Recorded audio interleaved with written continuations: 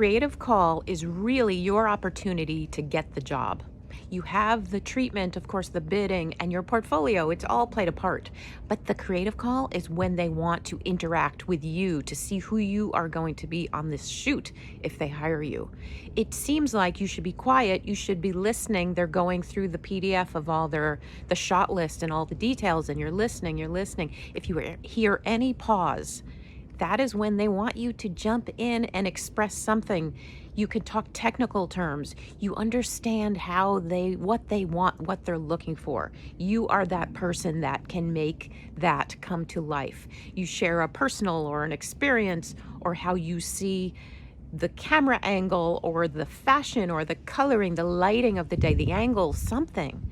Whatever you are, you're really bringing who you are going to be on that set to work with.